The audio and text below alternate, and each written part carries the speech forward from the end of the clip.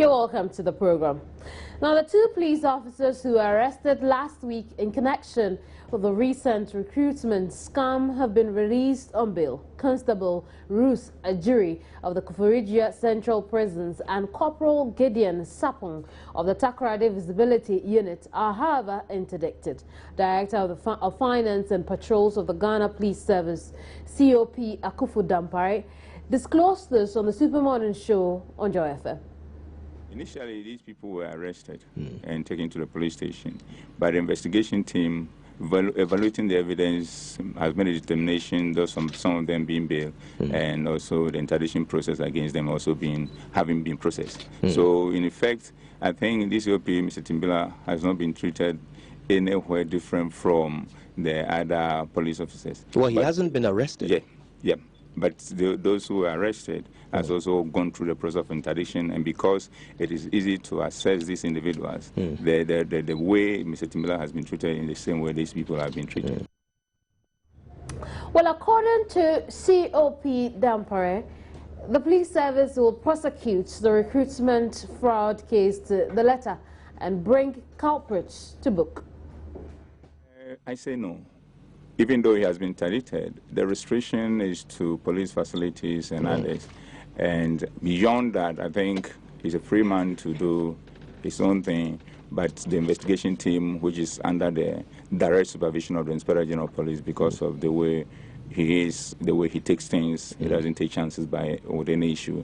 He'll make sure that at the end of the day, his movement and whatever will not impede the investigation, which is currently underway. Okay. And this is also another demonstration that not much as probably the evidence as it stands now will not be the way that people may look at it. We have moved quickly even to take action against him. So imagine if the investigation ends up and he's found culpable, what do you think we will do? We will do everything to make sure that the people will have confidence in the police service.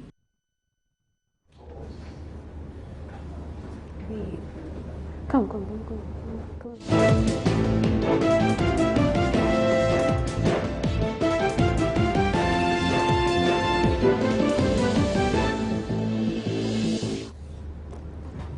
You're watching Joy News Desk, and we have uncovered the theft of 86 transformers belonging to the Electricity Company of Ghana. Two officials from the ECG central stores in Tema have been dismissed for their alleged involvement in the theft. Joy News' Kweti Nate is here with me, who tell us more about this particular story. Thanks for being here, Kweti.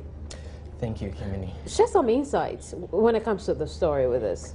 Kamini, these transformers are lower distributing rating transformers. You are looking at those medium transformers which are placed between electricity poles that transport electricity to about 20 to 30 homes. So these transformers were kept at the ECG central stores in Tema. But what happened was that it was in large volumes, and these staff, about 5 of them, were sneaking these transformers out of the stores one after the other. It was between a period of time. So it wasn't until some stock taking was done that they detected that, whoa, 86 transformers worth $500,000 are missing. How were they able to sneak them out? Were there not any security at the warehouse? In fact, security at the place at the time the incident happened was quite weak. There were no CCTV cameras, so it boils down to the people who were involved in this scandal. It were 3 security men, a storekeeper, and then a driver. So you can build a link and how these transformers were moved out of the stores. Indeed. Tell us, we also understand that some arrests have been made. Tell us about those arrests. Yes, when the incident happened, the management set up a committee, and this committee invited those staff that were involved. But interestingly, how these staff were detected was that they set up mystery buyers who feigned interest in purchasing transformers. So these staff, told them that, oh, we have some transformers, so we can assist you. So that was how these staff were picked up. So they were placed in custody for 3 months. Then they were interdicted. But now 2 have been dismissed and 3 are standing trial. Indeed. So how much have we lost because of these 86 transformers as a country? We are looking at $500,000. $500,000, yes. all into someone's pocket. Yes. And how are we looking at retrieving this money? How is the ECG doing this? What they've done is they've set up a committee, an investigative committee that's going around the country. It's very difficult locating these transformers because the people who have been interdicted are tight-lipped. They are not speaking. So they've been able to retrieve 4 of these transformers. They were abandoned at Dansuman. So they've been able to retrieve 4. So you still have 82 transformers still missing.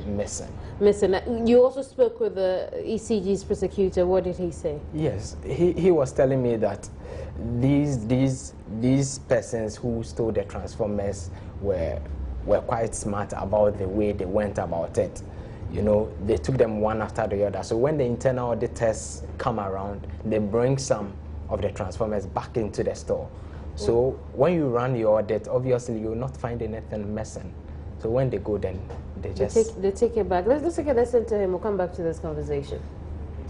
These transformers did not disappear at a go. It was taken one after the other in smaller quantities until it was detected finally by our internal auditors. And then storekeepers taking stock and all that, then we detected that these over the years transformers that were missing.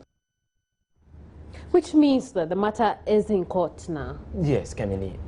Initially, the matter was at a lower court, but now they've transferred it to a higher court because of the magnitude of the offense involved. They are hoping that they can get a higher sentence for these persons who are standing trial, because the number of transformers and the monies involved is quite huge. And we're hoping that they find those transformers or retrieve them. Let's listen to Paul again, and then we'll wrap it up on this conversation. Had some 2 culprits in this matter, and they are before the circuit court. But permit me to state that they were initially arraigned before the district court in Cocoa Affairs, presided over by Judge Magistrate, and we subsequently had to change the forum for trial to the circuit court because we realized that it is an aggravated offense. We need a more serious sentencing in the event that they are convicted. I see. Now, Kwete, you were just telling me why it seems to be in demand, those transformers that we saw on the TV at the moment. Why does it seem as though it's in high demand? Usually, the interested buyers of these transformers are the industries and hotels and other businesses. What these transformer does is when you have one, in terms of the load or power you demand to run your business, is quite adequate, other than having you sharing power with other people. So when you have these transformers, it's only your load on it, so you don't have these fluctuations and everything goes smoothly for you in terms of power supply. I see. Thank you very much, Kwete. Now, Kwete is on this beat. We'll bring you more in subsequent broadcasts.